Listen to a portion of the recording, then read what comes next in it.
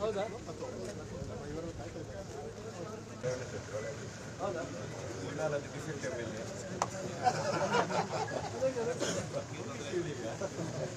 ಗ್ರಾಮ ಪಂಚಾಯತ್ ಅಧ್ಯಕ್ಷ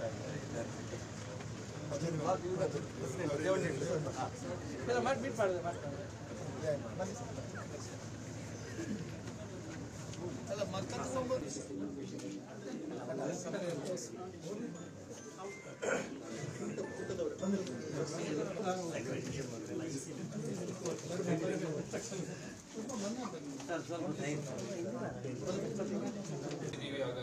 ಸೇಮ್ ಅವರೇ ಇದಕ್ಕೆ ಲೆಕ್ಕ ಪರಿಶೋಧನಾ ಇಲಾಖೆಯವರು ನಿಮ್ಮ ಉನ್ನತ ಶಿಕ್ಷಣ ಇಲಾಖೆಗೆ ಒಂದು ರಿಪೋರ್ಟ್ ಕೊಟ್ಟಿದ್ದಾರೆ.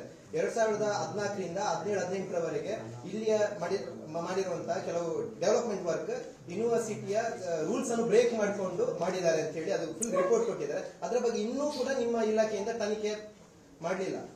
ಈಗ ನೋಡಿ, ಈಗ 2023 ಮುಕ್ತಾಯ ಆಗ್ತಾ ಇದೆ, 2024 ಬರ್ತಾ ಇದೆ. ಈಗ ಕೇವಲ 6 ತಿಂಗಳಾಗಿದೆ ನಾವು ಬಂದು. ಈಗ ತಾವು ಹೇಳಿದಾಗೆ ಸಮಸ್ಯೆಗಳು ಇವತ್ತು ನಮ್ಮಲ್ಲಿ ಇರ್ತಕ್ಕಂಥ ವಿಶ್ವವಿದ್ಯಾಲಯ ಸಂಖ್ಯೆ ಇವೆಲ್ಲ ನೋಡಿದಾಗ ಸಮಸ್ಯೆಗಳು ಬಹಳಷ್ಟಿದ್ದಾವೆ. ನಾನು ಅದನ್ನು ಇಲ್ಲ ಅಂತ ನಾನು ಹೇಳೋದಿಲ್ಲ. ಈಗ ಖಂಡಿತ ಇವತ್ತು ಯಾವ್ಯಾವುದು ನಮ್ಮ ವಿಷಯ ನಮ್ಮ ಗಮನಕ್ಕೆ ಬಂದಿದೆ, ನನ್ನ ಗಮನಕ್ಕೆ ಬಂದಿದೆ, ಉನ್ನತ ಶಿಕ್ಷಣ ಸಚಿವನಾಗಿ ನನ್ನ ಗಮನಕ್ಕೆ ಬಂದಿರತಕ್ಕಂಥದ್ದನ್ನು ಪ್ರತಿಯೊಂದು ನಾವು ಅದರ ಸಮಸ್ಯೆ ಏನು, ಅದಕ್ಕೆ ಪರಿಹಾರ ಏನು, ಅದು ಅಕಸ್ಮಾತ್ ಏನಾದರೂ ಅಕ್ರಮ ಆಗಿದೆಯಾ, ಏನಾದರೂ ಕಾನೂನಿನ ಒಂದು ಉಲ್ಲಂಘನೆ ಆಗಿ ಏನಾದರೂ ನಿಯಮಗಳಲ್ಲಿ ಏನಾದರೂ ಉಲ್ಲಂಘನೆ ಮಾಡಿರ್ತಕ್ಕಂಥದ್ದರೆ ಖಂಡಿತ ನಾವು ಅದ್ರ ಬಗ್ಗೆ ತನಿಖೆ ಮಾಡ್ತಕ್ಕಂಥದ್ದಾಗುತ್ತೆ, ಕ್ರಮ ತೆಗೆದುಕೊಳ್ತಕ್ಕಂಥದ್ದಾಗುತ್ತೆ. ದಯವಿಟ್ಟು ತಾವು ಹೇಳ್ತಾ ಇರ್ತಕ್ಕಂಥ ಹಲವಾರು ವಿಚಾರಗಳೇನಿದ್ದಾವೆ ಅದರ ಬಗ್ಗೆ ನನಗೆ ಲಿಖಿತವಾಗಿ ತಾವು ದಾಖಲೆ ಸಮೇತ ಕಳಿಸ್ಕೊಡಿ. ಖಂಡಿತ ಅದ್ರ ಬಗ್ಗೆ ನಾನು ಕ್ರಮ ತೆಗೆದುಕೊಳ್ತಕ್ಕಂಥದ್ದು ಒಂದು ತನಿಖೆ ಮಾಡಿಸ್ತಕ್ಕಂಥ ಕೆಲಸ ಮಾಡ್ತೇನೆ. ನಮಗೆ ಗೊತ್ತಿದೆ, ನಾನು ವಿಧಾನ ಪರಿಷತ್ನಲ್ಲಿ ಬಹಳ ದೀರ್ಘವಾಗಿ ಉತ್ತರ ಕೊಟ್ಟಿದ್ದೇನೆ. ವಿರೋಧ ಪಕ್ಷದವರು ನ್ಯಾಷನಲ್ ಎಜುಕೇಷನ್ ಪಾಲಿಸಿ ಇರಲೇಬೇಕು ಅಂದಾಗ ನಾನು ಅವ್ರಿಗೆ ಧನ್ಯವಾದ ಹೇಳಿದೆ.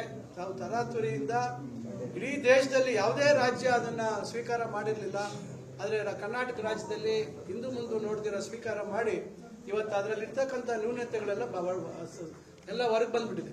ಅದರಿಂದ ಇವೆಲ್ಲವನ್ನ ಗಮನಿಸಿದಂಥ ನಮ್ಮ ಪಕ್ಷ ಇದನ್ನು ನಾವು ಬದಲಾವಣೆ ಮಾಡ್ತೀವಿ. ಹೊಸ ಶಿಕ್ಷಣ ನೀತಿ, ರಾಜ್ಯ ಶಿಕ್ಷಣ ನೀತಿ ತರ್ತೀವಿ. ನಾಳೆ ಬೆಳಗ್ಗೆ ಅದು ಒಂದು ಈ ನಮ್ಮ ರಾಜ್ಯದಲ್ಲಿ ಇರ್ತಕ್ಕಂಥ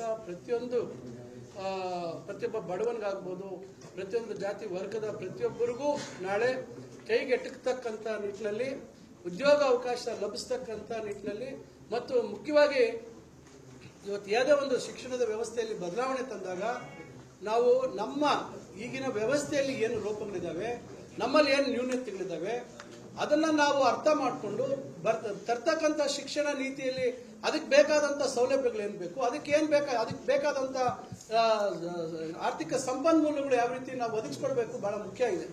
ಇದು ಯಾವುದನ್ನೂ ಮಾಡ್ದಿರಾ, ₹1 ಹಣ ಕೊಡ್ತೀರಾ, ₹1 ಬದಲಾವಣೆಗೆ ಇವತ್ತು ಟೀಚರ್ಸ್ ಟ್ರೈನಿಂಗ್ ಪ್ರೋಗ್ರಾಮ್ ಇವತ್ತು ಬಹಳಷ್ಟು ನಮಗೆ ಅಂತಾರಾಷ್ಟ್ರೀಯ ಬೇರೆ ಬೇರೆ ಫಾರಿನ್ ಯೂನಿವರ್ಸಿಟೀಸ್ ಅಲ್ಲಿ ಅವ್ರದೇ ಆದಂಥ ನೀತಿಗಳಿದ್ದಾವೆ. ಯಾರು ಕೇಳಿದ್ರೆ ಇವತ್ತು ಇಂಟರ್ನೆಟ್ಗೆ ಹೋಗ್ಬೇಕು, ನಾವು ಬ್ರೌಸ್ ಮಾಡಿದ್ರೆ ಸಿಗುತ್ತೆ, ನಮಗೆ ಓದ್ಲಿಕ್ಕೆ ಬಹಳ ಖುಷಿ ಆಗುತ್ತೆ.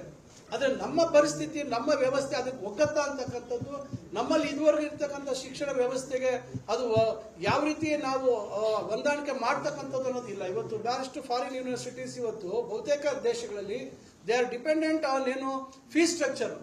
ಹೊರ ದೇಶದಿಂದ ಬರ್ತಕ್ಕಂಥ ವಿದ್ಯಾರ್ಥಿಗಳು ಕೋಟ್ಯಾಂತರ ರೂಪಾಯಿ, ಲಕ್ಷಾಂತರ ರೂಪಾಯಿ ಫೀಸ್ ಕೊಡುವಂತದ್ರ ಮೇಲೆ ಅವಲಂಬಿತವಾಗಿದೆ. ಆದ್ರೆ ನಮ್ಮಲ್ಲಿ ಇರ್ತಕ್ಕಂಥದ್ದು ನಾವು ಬಹಳ ಪರಿಶಿಷ್ಟ ಜಾತಿ, ಪರಿಶಿಷ್ಟ ಪಂಗಡ, ಹಿಂದುಳಿದ ವರ್ಗ, ಮೈನಾರಿಟೀಸ್ ಇವರೆಲ್ಲರೂ ಬಡವರಿಗೆ ನಾವು ಕಮ್ಮಿ ಶುಲ್ಕದಲ್ಲಿ ಇವತ್ತು ವಿಶ್ವವಿದ್ಯಾಲಯಗಳನ್ನ ನಡೆಸ್ತಾ ಇರ್ತಕ್ಕಂಥದ್ದು. ನಮ್ಮ ಸ್ಟ್ರಕ್ಚರೇ ಬೇರೆ, ಅಲ್ಲಿರ್ತಕ್ಕಂಥ ಸ್ಟ್ರಕ್ಚರೇ ಬೇರೆ. ಕೇಳಲಿಕ್ಕೆ ಬಹಳ ಖುಷಿ ಅನ್ಸುತ್ತೆ. ಆದ್ರೆ ನಮ್ಮ ಮಕ್ಕಳ ಮನಸ್ಥಿತಿ ಏನು?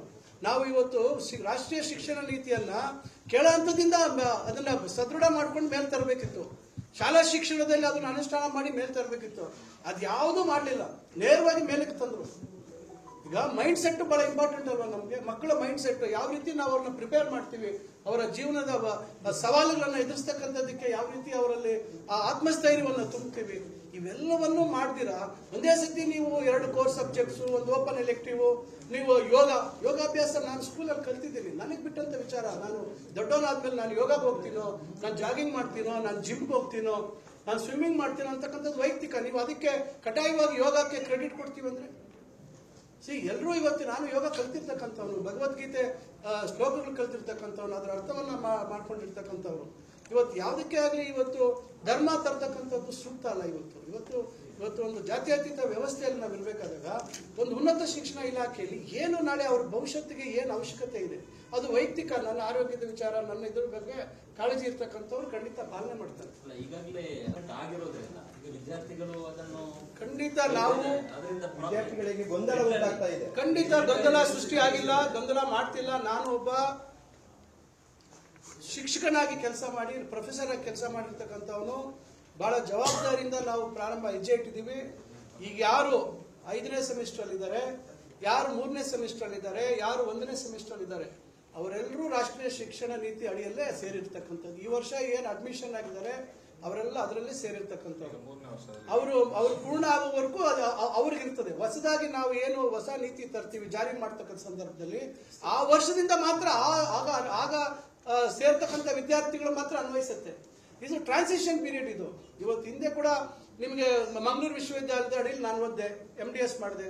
ರಾಜೀವ್ ಗಾಂಧಿ ಆರೋಗ್ಯ ವಿಶ್ವವಿದ್ಯಾಲಯ ಬಂತು, ಆ ವರ್ಷಕ್ಕೆ ಪ್ರಾರಂಭ ಆಗುತ್ತೆ. ಯಾರು ಮಂಗಳೂರು ವಿಶ್ವವಿದ್ಯಾಲಯದಲ್ಲಿ ಯಾರ್ಯಾರು BDS MBBS ಮಾಡ್ತಾ ಇದ್ದಾರೆ, ಪೋಸ್ಟ್ ಗ್ರಾಜುಯೇಷನ್ ಮಾಡ್ತಾ ಇದ್ದಾರೆ, ಯಾರು ಡ್ರಾಪ್ಔಟ್ಸ್, ಯಾರು ಪಾಸ್ ಆಗದೆ ಇರ್ತಾರೆ, ಸಪ್ಲಿಮೆಂಟರೀಸ್ ಬರೆಯುವಂತವ್ರು ಇರ್ತಾರೆ, ಅವರೆಲ್ಲರಿಗೂ ಅದೇ ಮಂಗಳೂರು ವಿಶ್ವವಿದ್ಯಾಲಯದಲ್ಲಿ ಪೂರ್ಣಗೊಳಿಸಿರ್ತಕ್ಕಂಥದ್ದು. ಅವ್ರಿಗೆ ಟೈಮ್ ಲಿಮಿಟ್ ಕೊಡ್ತಾರೆ.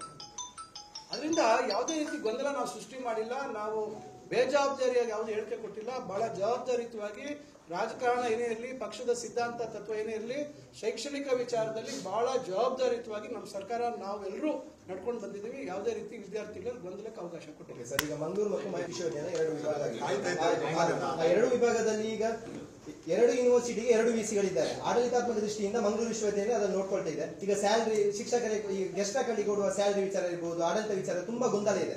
ಯಾಕೆ ಇಂತಹ ಗೊಂದಲ? ಈಗ ನೋಡಿ, ಈಗ ಗೊಂದಲ ಸೃಷ್ಟಿ ಮಾಡಿರ್ತಕ್ಕಂಥದ್ದು ನಾವೆಲ್ಲ. ಹಿಂದಿನ ಸರ್ಕಾರ ತರಾತುರಿಯಾಗಿ ಅಚಾತುರ್ಯವಾಗಿ ಒಂದು ವಿಶ್ವವಿದ್ಯಾಲಯ ಸ್ಥಾಪನೆ ಮಾಡಬೇಕಾದ್ರೆ ಒಂದು ಸ್ಪೆಷಲ್ ಆಫೀಸರ್ ಅಪಾಯಿಂಟ್ ಮಾಡಬೇಕು, ಎಲ್ಲಾ ರೀತಿ ಸಾಧಕ ಬಾಧಕಗಳ ಬಗ್ಗೆ ಅಧ್ಯಯನ ಮಾಡಬೇಕು. ಕೇವಲ ಇದು ಒಂದು ಗವರ್ಮೆಂಟ್ ಆರ್ಡರ್ ಮುಖಾಂತರ ಕೇವಲ 2 ಕೋಟಿ ಕೊಟ್ಟು ಬಹಳಷ್ಟು ನಿರ್ಬಂಧಗಳೇನಿದ್ದಾರೆ. ನೀವು ಆ ಷರತ್ತುಗಳು ನೋಡ್ಬಿಟ್ರೆ ನೀವೇ ನಗ್ಬಿಡ್ತೀರ. ಯಾವುದೇ ಜಾಗ ಖರೀದಿಲ್ಲ, ಹೊಸ ಬಿಲ್ಡಿಂಗ್ ಕಟ್ಟೋಂಗಿಲ್ಲ, ಒಂದು ಕಾರ್ ತಗೊಂಡೋಂಗಿಲ್ಲ. ಅರ್ನ್ ವೈಲ್ ಯು ಲರ್ನ್ ಅಂತೆ. ಏನೋ ಅರ್ಥ ಏನದು? ಅರ್ನ್ ವೈಲ್ ಯು ಲರ್ನ್ ಅಂದ್ರೆ ಏನ್ ಕೆಲಸ ಕೊಟ್ಟು ಓದಿಸ್ತಾರ ನಮ್ಗೆ ಮಕ್ಕಳಿಗೆ? ಇದೆಲ್ಲ ಅನ್ಸೈಂಟಿಫಿಕ್. ಅದರಿಂದ ನಾನು ವಿಧಾನ ಪರಿಷತ್ತಲ್ಲಿ ಉತ್ತರ ಕೊಟ್ಟಿದ್ದೀನಿ. ಈಗಾಗಲೇ ವರದಿ ತಯಾರು ಮಾಡಿಸಿದ್ದೀವಿ, ಮುಖ್ಯಮಂತ್ರಿಗಳ ಗಮನಕ್ಕೆ ತರ್ತಾ ಇದೀವಿ. ಮುಂದೆ ಸರ್ಕಾರ ಸೂಕ್ತವಾದಂತಹ ವಿದ್ಯಾರ್ಥಿಗಳ ಹಿತದೃಷ್ಟಿಯಿಂದ, ಅವರ ಭವಿಷ್ಯದ ಹಿತದೃಷ್ಟಿಯಿಂದ ಒಳ್ಳೆ ತೀರ್ಮಾನ ತಗೊಳ್ತಾರೆ. ಸರ್, ಕೊನೆಯದಾಗಿ ದಕ್ಷಿಣ ಕನ್ನಡಕ್ಕೆ ನೀವು ಬಂದಿದ್ದೀರಿ. ತುಳುನಾಡಿನ ಇದೊಂದು ಬೆಲ್ಟ್. ಈಗ ದಕ್ಷಿಣ ಕನ್ನಡದಲ್ಲಿ ಈಗ ಪ್ರಮುಖವಾಗಿರುವಂತದ್ದು ಮಂಗಳೂರು ವಿಶ್ವವಿದ್ಯಾಲಯ. ಇಲ್ಲಿ ಒಂದು ತುಳು ಸ್ನಾತಕೋತ್ತರ ಪದವಿ ಅಂತ ಒಂದು ಕೋರ್ಸ್ ಸ್ಟಾರ್ಟ್ ಮಾಡಿದ್ದಾರೆ. ಆದ್ರೆ ಅದು ಇನ್ನೂ ಕೂಡ ಕನ್ನಡ ಡಿಪಾರ್ಟ್ಮೆಂಟ್ ಅಂಡರ್ ಅಲ್ಲಿ ಇದೆ. ಯಾಕೆ ಇಲ್ಲಿ ಈ ತುಳುವಿಗೆ ಪ್ರತ್ಯೇಕ ಡಿಪಾರ್ಟ್ಮೆಂಟ್ ಅನ್ನು ಮಾಡಲಿಲ್ಲ? ಉನ್ನತ ಶಿಕ್ಷಣ ಆಕ್ಚುಲಿ ಮುಖ್ಯವಾದ ಕೇಂದ್ರ ಭಾಗ ಅದರಲ್ಲಿ. ಸರಿ, ಈಗಾಗಲೇ ನಾವು ಒಂದು ಸ್ಟ್ಯಾಚ್ಯೂಟ್ ರೆಡಿ ಮಾಡಿ ನಮ್ಮ ಎಲ್ಲ ಪ್ರಾಧಿಕಾರದಲ್ಲಿ ಅಪ್ರೂವ್ ಆಗಿ ಅದು ಗವರ್ಮೆಂಟ್ ಕಳಿಸಿದ್ದೇವೆ. ಅದು ಬಂದ ಕೂಡಲೇ ನಾವೀಗ ಹೊಸ ಡಿಪಾರ್ಟ್ಮೆಂಟ್ ಸ್ಟಾರ್ಟ್ ಆಗ್ತದೆ. Thank you.